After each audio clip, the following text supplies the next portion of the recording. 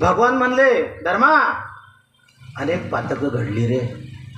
महाभारतामध्ये निष्पाप जीवसुद्धा गेलीत, ज्यांचा दोष नव्हता ते सुद्धा गेलीत. त्यांच्यासाठी, त्यांच्या शांतीसाठी, त्यांची पुढची मार्गक्रमणा सुखरूप व्हावी यासाठी आपल्याला यज्ञ करावा लागेल. त्या पितरांच्या पतंती पितरो हेशा लुप्तपिंडोदक क्रिया, शांती करावी लागेल, यज्ञ करावा लागेल. धर्मजी म्हटले, धर्मराज म्हटले, महाराज भगवान तुम्ही आज्ञा द्या. आणि मग अश्वमेघ नावाचा मोठा यज्ञ केला. यज्ञात भवन्ति भूतानि पर्जन्यात यज्ञ संभवा. हे सनातन आमचे जे वैदिक परंपरेचे जे परंपरा लावून दिल्यात ना, ते चुकीचं नाही बरं का.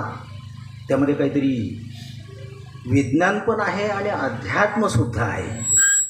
राजसूय यज्ञ करण्याकरता सगळी बसलीत. यथा सांग राजसूयज्ञ, प्रत्येकाला कामं वाटून दिली होती बरं का, प्रत्येकाला कामं वाटून दिली होती.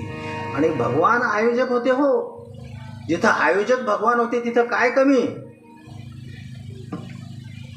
खजिनदार धर्मराजालाच नेमलं होतं. ते खजिना टाळकऱ्यांना पाहिजे तेवढं द्या, वाजवणाऱ्यांना द्या. हां, भीमाला आग्रह करण्याकरता ठेवलं होतं.